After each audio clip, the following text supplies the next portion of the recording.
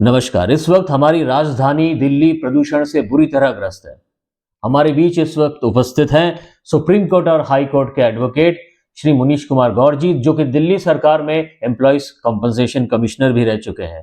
Sir, प्रदूषण तो sir चढ़कर बोल रहा है और हमारी AQI जो है 1282 तक पहुंच गई है, जिसे हम सेवियर प्लस की कैटेगरी में मान रहे हैं। सर, ये तो वाकई बहुत चिंताजनक विषय है। देखिएगा, दिल्ली में कल शाम को जो स्तर था AQI का, वो था 1282, 1282, 9:30 बजे। और इससे भयावह स्थिति आज तक दिल्ली ने नहीं देखी थी। 10 साल हो चुके हैं, दिल्ली की सरकार कोई ऐसा कदम नहीं उठा पाई कि यह स्थिति कुछ भी तरह से संतोषजनक भी हो जाए। आप देखिएगा, सड़क के ऊपर ये एक वाहन चलता है जिसपे टैंकर होता है, वाटर टैंकर, और फिर उससे फव्वारा मारा जाता है सेंट्रल वर्ज पे, केवल इसलिए कि जनता आते जाते यह देखे कि कितना काम कर रही है दिल्ली सरकार। देखिएगा, मतलब कि आपको एक परसेप्शन दिया जा रहा है कि हम बहुत अच्छा काम कर रहे हैं। पूरे वातावरण में आसमान से जमीन तक जो प्रदूषण है वो फैला हुआ है,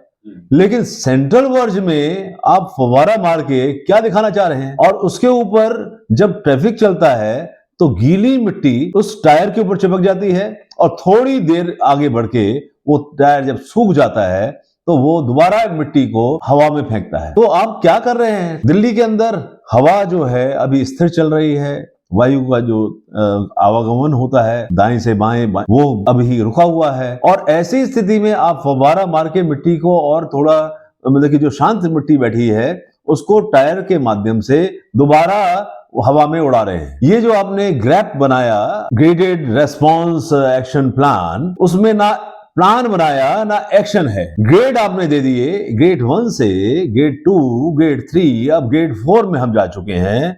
आपके बनाए हुए ग्रेड हैं ये ग्रेड कब तक ऊपर जाते रहेंगे? इसके लिए आप क्यों नहीं खुल के बात कर रहे हैं कि हमने ये हम अपेक्षा करते हैं कि ये ऐसे कार्य हम करने जा रहे हैं तो इससे अपेक्षित इस तरह से निदान होगा। आप तो फरीदाबाद से, गाजियाबाद से, गुड़गांव से, सोनीपत से और नोएडा से जो वाहन आते हैं, जो दिल्ली में नौकरी करने आ रहे हैं या दिल्ली से वहां नौकरी करने जाते हैं, उनको भी आप वाहनों को रोक रहे हैं। आपको तो ये मानना है कि यहाँ पर सिर्फ इलेक्ट्रिकल व्हीकल चलेंगे बाहर से जो आएंगे, और जो LMV जो है वो उनका जो ग्रेड होगा वो BS6 से नीचे का नहीं होना चाहिए। आपने सारी अर्थव्यवस्था को चौपट कर दिया है। दिल्ली अब किसी भी हालत में इसका जो असर पड़ेगा वो आने वाले 6-8 महीने पर पड़ेगा, हमारी अर्थव्यवस्था पे भी पड़ेगा। लोगों की नौकरी जा रही है, नौकरी पर जा नहीं पा रहे हैं, छुट्टी लेनी पड़ रही है, तनख्वाहें मिल नहीं रही हैं, स्कूल बंद पड़े हैं, बच्चे पढ़ नहीं पा रहे हैं। अभी तक तो 10वीं और 12वीं के स्कूल के बच्चे जा रहे थे, लेकिन कल का अगर हम देखें ग्राफ, जो 1282 पे पहुंच गया AQI, उसमें कौन सा अभिभावक होगा, कौन से पेरेंट्स होंगे जो बच्चों को अब स्कूल भेजने के लिए बाध्य करेंगे? स्कूल बंद है, बाजार बंद है,